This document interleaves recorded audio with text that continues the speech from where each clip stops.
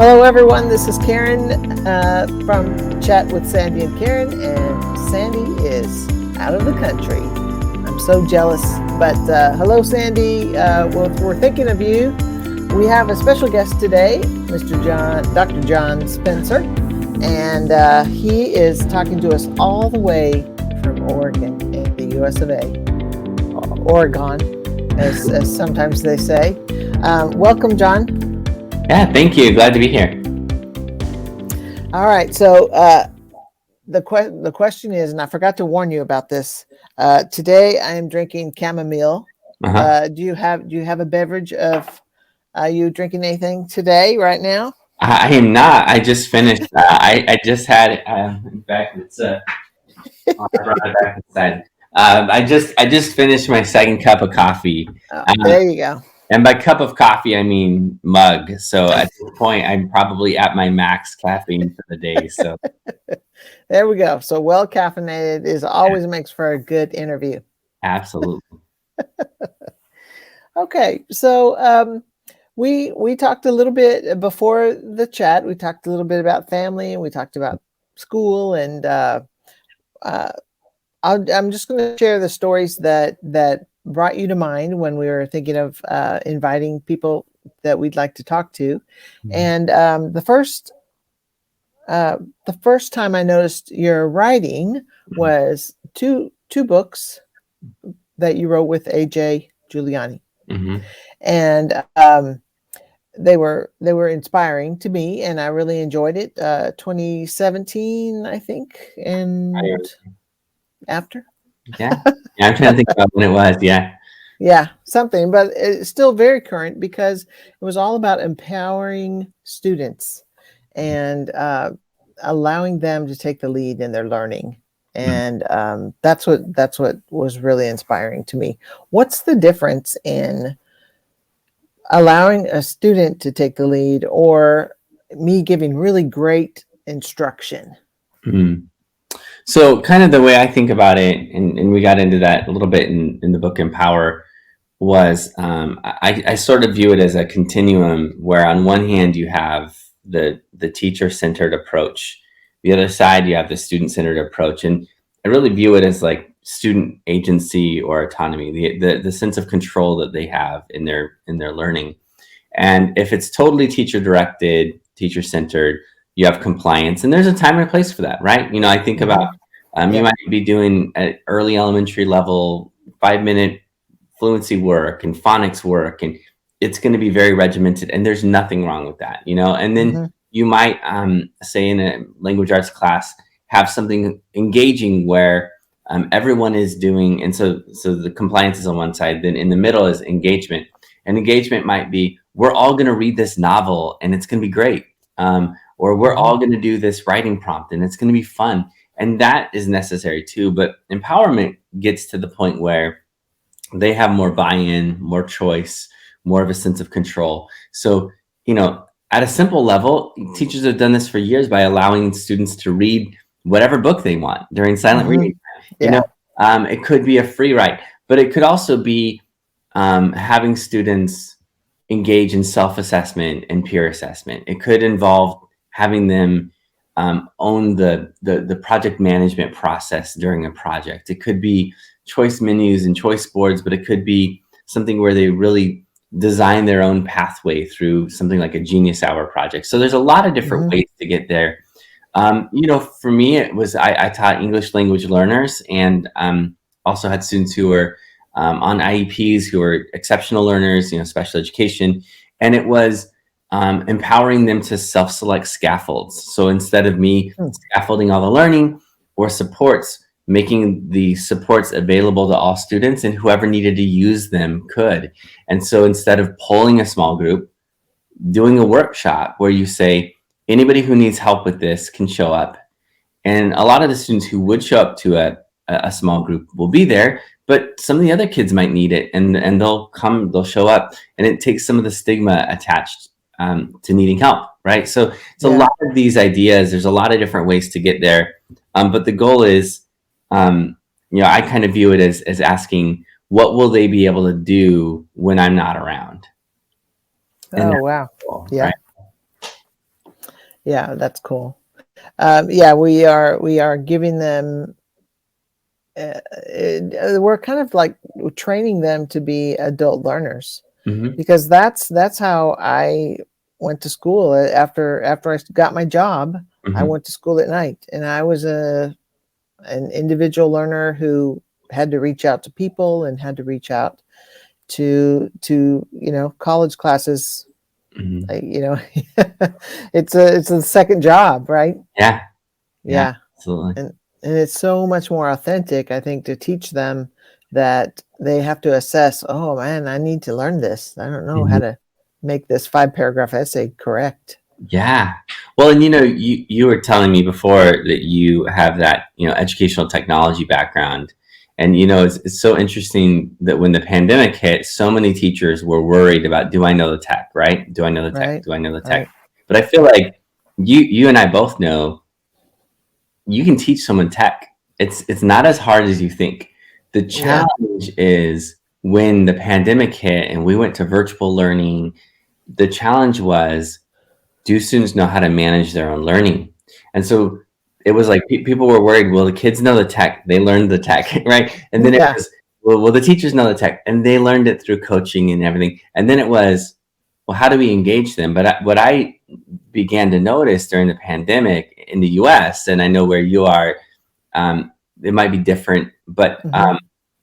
we certainly had empowerment issues, right? We had students who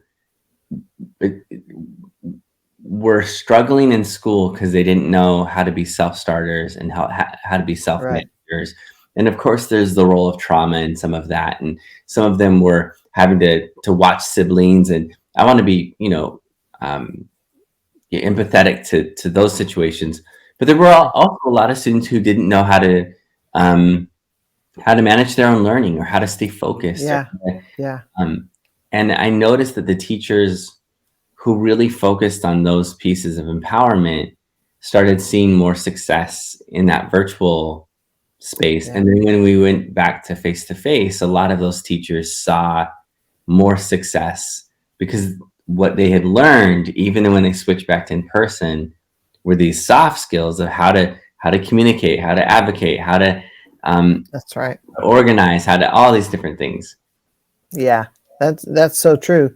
And I know that a lot of students at first, and these are the stories I heard, because at the height of the pandemic, I was not in the classroom. But now teaching the students that I have, Mm-hmm. they have not had a regular class. Of course, we're at the end of the year for us, Yeah. but they have not had a regular classroom for a year and a half. Mm-hmm. And so many of them are feeling like, oh man, I need to learn some of this. Yeah. Or I feel like I should know this, but I really don't know this, Mm-hmm. because maybe a couple, rarely turned off their camera, and we're marked present, but weren't that present. Yeah. Yeah, I have a hunch a few kids might have turned their camera off and watched TikTok videos or Yes, whatever. yes. Yes, but and what's interesting is, I see students, and some teachers are making assignments using Hmm. TikTok, Hmm. or using for the because I teach high schoolers, Hmm. and that's pretty exciting. Hmm. They did learn.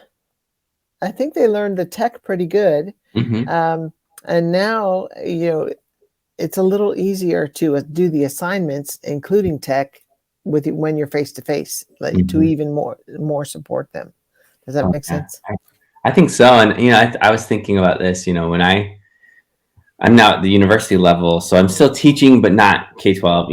But when Yeah. I'm at middle school, video production and editing was a skill I really had to teach them. Yep. Along with recording and editing audio, along with doing interviews with people through video chat, and then it was getting adults comfortable with video chat, and so I'm thinking in particular my last 3 years when I taught STEM and journalism.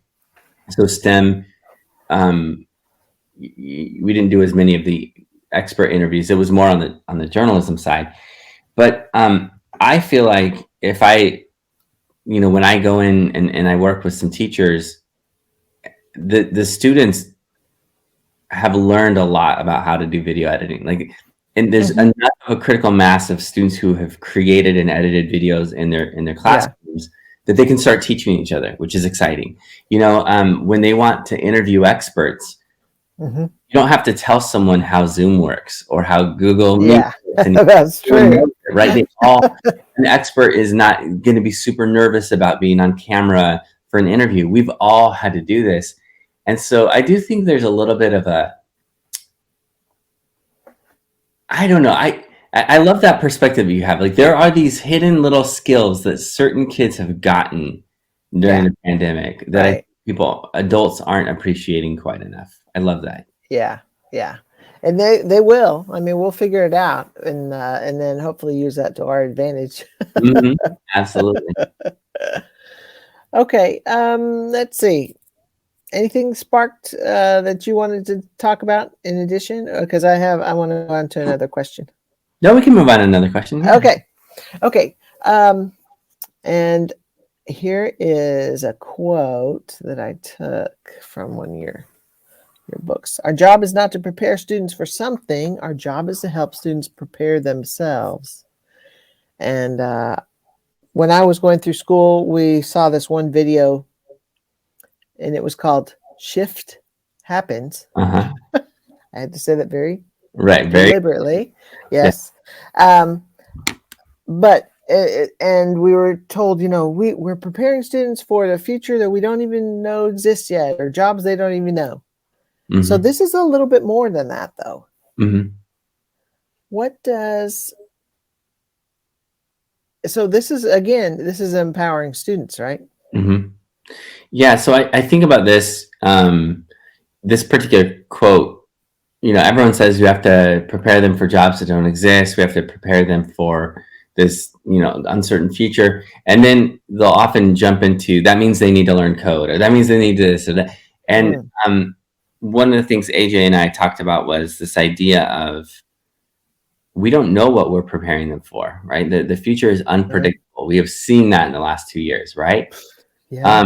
So what does that mean? We have to prepare them for anything, which means we have to prepare them to be adaptable. We have to prepare them to learn how to iterate and improve. And in the book, we talk about sort of this formula that we were taught growing up, which is go to school, get good grades, right? Mm-hmm. Go to college, and then climb the corporate ladder, right? And I want to be clear, that was never available to all people. So, for example, I taught in Phoenix, Arizona. There was a big difference between the students who were, undocumented versus those who had documentation. The system wasn't the same for everyone. I think about gender. My mom in the early 1960s, when she went to college, wanted to be an engineer, and at her university there was no formal policy, but she talked for an hour with the advisor, who convinced her that she would make the men uncomfortable, and she switched majors, which is just tragic, because about 4 years later they had the first woman engineer in that program, and then there were 4, and now they actually have, I won't say the university, but they actually have a really good mix, which is beautiful. But so I want to be clear that wasn't available to everyone, right? But it was what we were all taught, right? That's what my mom was taught. That's what my dad was taught, and it worked for him. He worked a job for 30 years. On the other hand, we know from the statistics, that most of our students, when they enter the workforce, are going to be changing jobs every 5 to 7 years. A lot of them are going to be changing careers. A lot of them are going to have side hustles and side gigs. A lot of them are going to be entrepreneurs. A lot of them are going to be in industries that are newly emerging. And with artificial intelligence and with automation and all these big tech changes, the bottom line is that ladder has become a maze. And I think what we're going for is, what skills do they need to navigate that maze?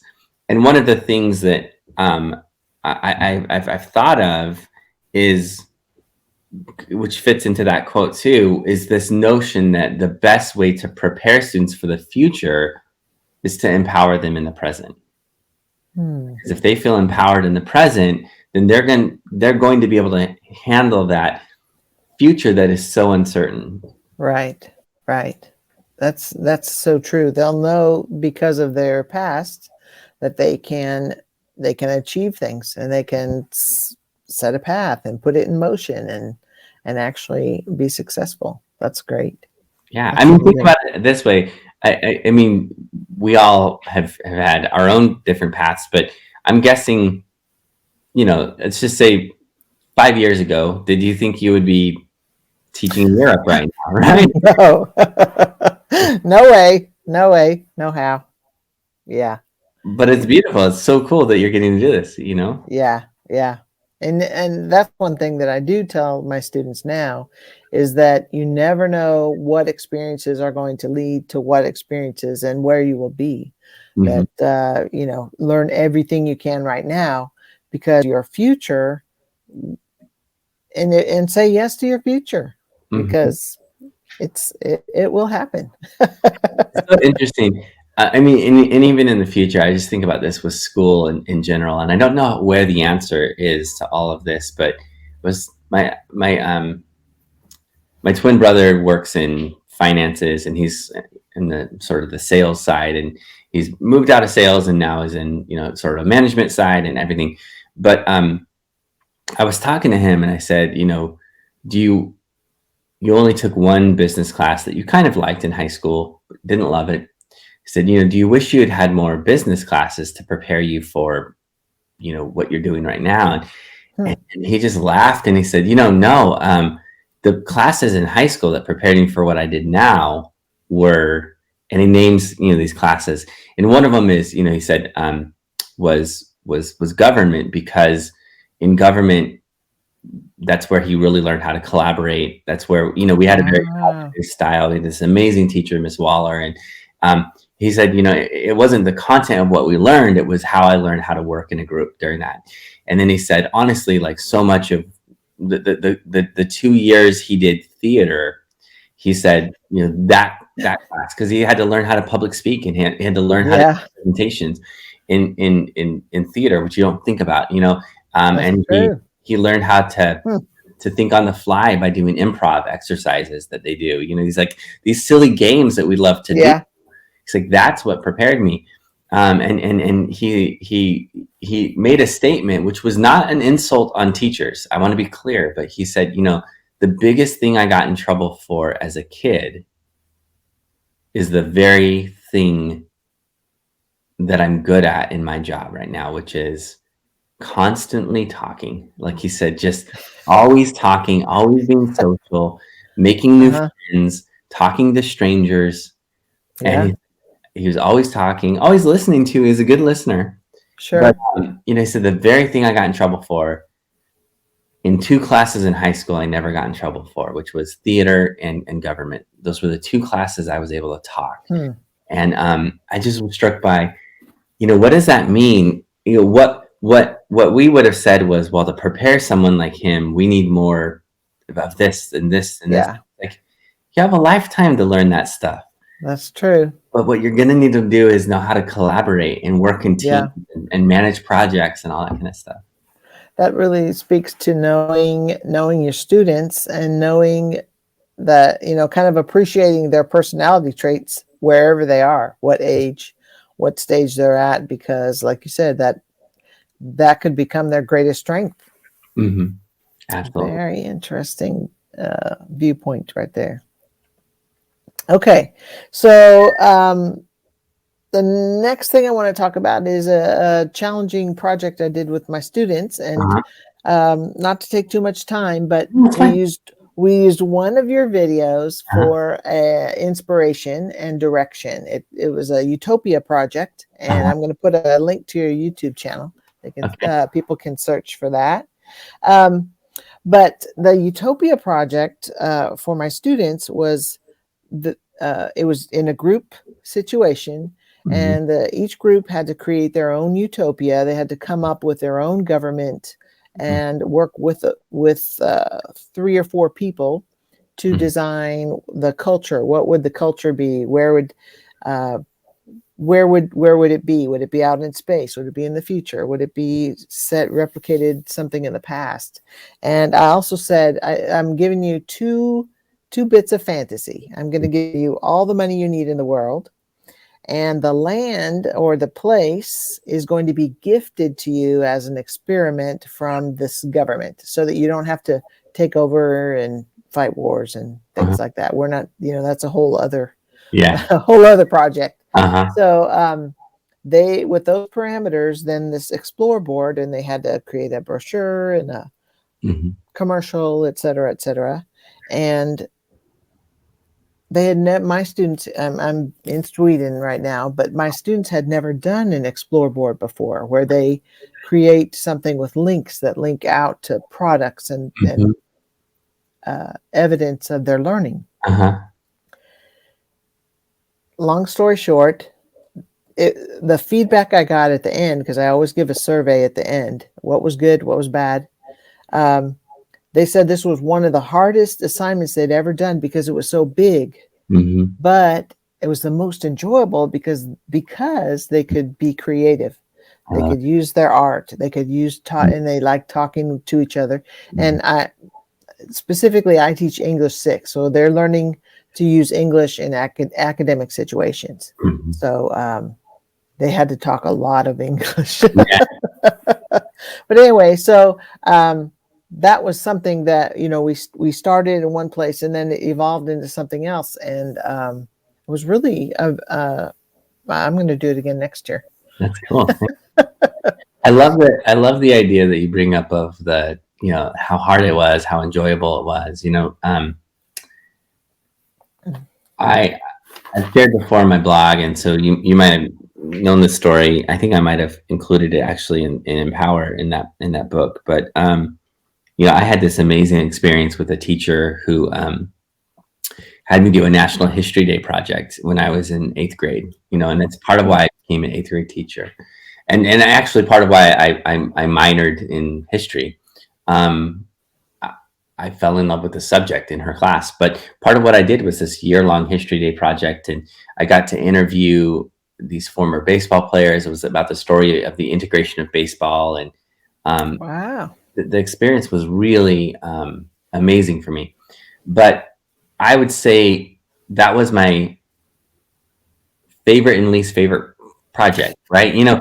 Favorite, and I got to interview these people, I got to do these things, but there were days where I was angry with my teacher because she let me struggle, or I was upset that she didn't give me help on something, or I said, how do you want us to organize our research? And she said, whatever works for you. And I said, well, some teachers want note cards and they want this many, and some people want this many, and some people want a binder, and some people want a notebook. And she said, organize it how it works for you.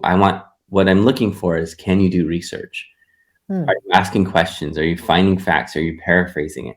And then it was, how many sources do we need? And she said, as many as you can until you feel like you've become an expert. And then I learned later, you're never an expert. And I said, and do I stop? And she said, well, at some point you're going to write your script, and we have deadlines, but you're going to continue reading this forever. And she was right. When I see a new article that comes out on, story about the certain baseball player, she was right. What she was saying was, it's a lifelong journey. It's not going to stop. And there were days where, I remember I had writer's block, and I said, I think I'm going to not work on my project today and just join the class, because she actually excused me from some of the lessons in class and let me work on this project. So I'm going to join the class. And she said, no, you're not. She was very blunt. I said, I just don't feel like writing my script today. And she said, the nice thing about writing is you can do it if you feel like it or not. She said, you start writing. And wow. And you didn't want to hear that. I didn't want to hear it. No, what she was saying, which was true, is writer's block is just fear, And I have stuck to this. If I hit writer's block in anything, and some writers will disagree, they say, no, take some time off. But you just tell yourself, I will write even if all I can write is 100 words, I will Mm-hmm. write for half an hour. I will sit down and do it. And even if it's crap, that's Mm-hmm. okay, because often from that comes something good. Right. I have Yeah. a friend who, and this is a little bit, I guess, I don't know, a bad metaphor, but he says a lot of writing is a lot of times when you write, it is going to be crap, and the beautiful thing about that is that becomes the manure that your work ultimately grows out of. And being someone who's, my wife and I are into gardening, it's like, That's a garden metaphor. That's beautiful. it's a seed, but it's very crass. That's what I'm thinking. It's very crass. No, but very true. Yeah, yeah. That is so. That's good. That's But I think good. that's the thing is, there, like you said, if I think about your student project that they did, what I'm hearing from you is, yes, they learned the content, and yes, they learned some key academic skills, but they also learned, I'm sure, how to manage their emotions. I'm sure they learned resilience and grit. I'm sure they learned how to cooperate with each other and collaborate. And, um, you know, I would argue those, more so than the content that you teach, those are the lingering things that'll change you forever. Right, right. Yeah, and I hope it'll stick with them as your assignment to you, that they'll think, oh yeah, remember that crazy American teacher we had, and she had us put links on this document. Why did she do that? So It's yeah, that's always like, good. I'm hoping. I'm yeah. hoping. Awesome. Okay, so let's see. So I'm going to put up now, let's see, your website. So problem-based learning Uh-huh. is looks like the whole theme Hmm. of that. Yeah. And then, so when you were, now that you're a university Uh-huh. professor now, do you Mhm. still use problem-based learning?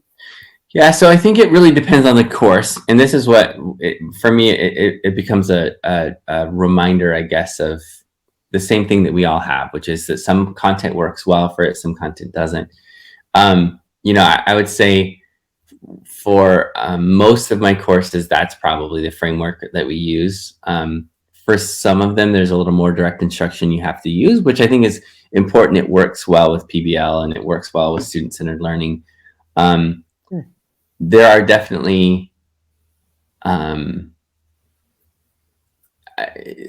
there's one course I can think of that is probably a little more. We use a little more Socratic seminar and stuff like that instead. It's not as much related to. I would say they're almost a series of mini projects. But yeah, I mean, I still use it at the university level, and part of what I want to go for with the teacher prep side is, you can explain to people how something like project-based, problem-based, inquiry-based learning works, but you really have to experience it to do it, right? Right, And absolutely. in my experience, um, a lot of pre-service teachers are going to default to teaching the way that they were taught in K-12, the way that they were taught in university, and then the way that their cooperating teacher teaches. And so Hmm. if PBL is not the norm, then hopefully one of the places they can see that it works is at the university level in their graduate program, because all of my students have a degree in something else, and they're getting a master's in teaching. Good. And I love it, because I'll just say that too. The fun side of that is they're coming in from all walks of life, and some of them have been in industry for the last 10 years, 20 years in some cases.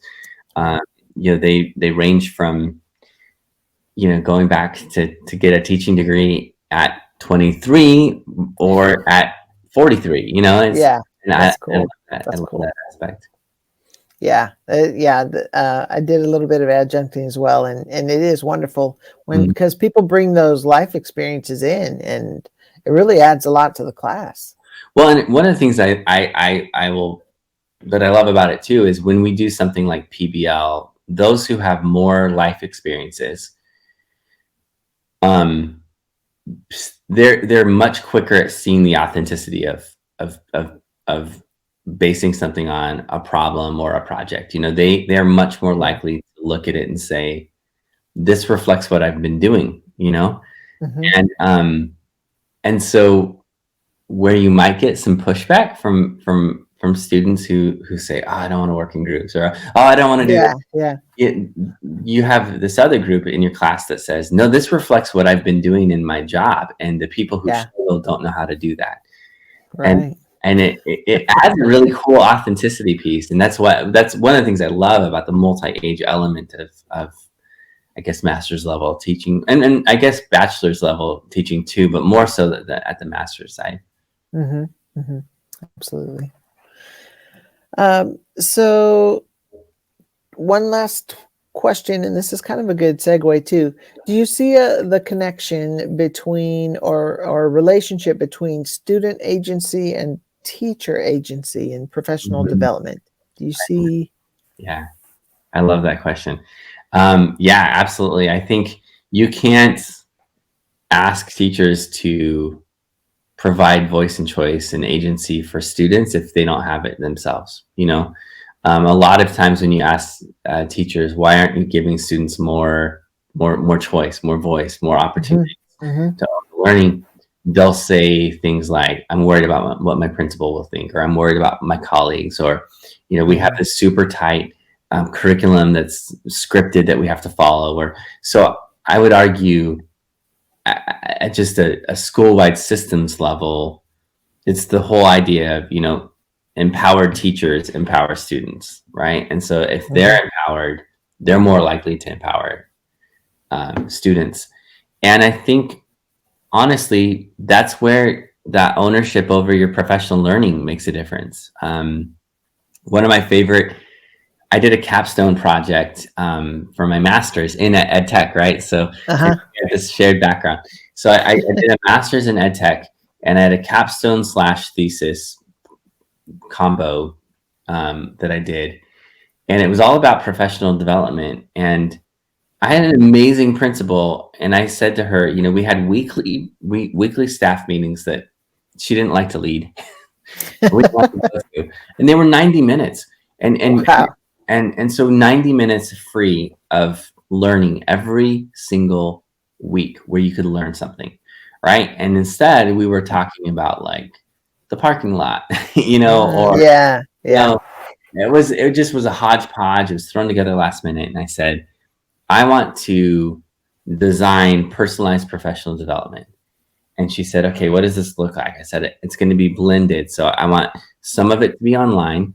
Now, understand, online was harder back then. So Yeah. online Yeah. was 2005, right? So Yeah. it was Yeah. like maybe 2006, come to think of it. So maybe 2006, I said, I want to do online options for people.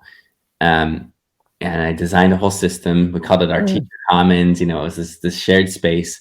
And then I said, some of it's going to be online. Some of them are going to be weekly, new topics each week. Some of them are going to be a deep dive 4-week or 8-week class that you take. Some of them are going to be in person. Some of them are going to be online. We'll do ones for that are subject specific in some cases. How to improve discourse in math, for example, was one.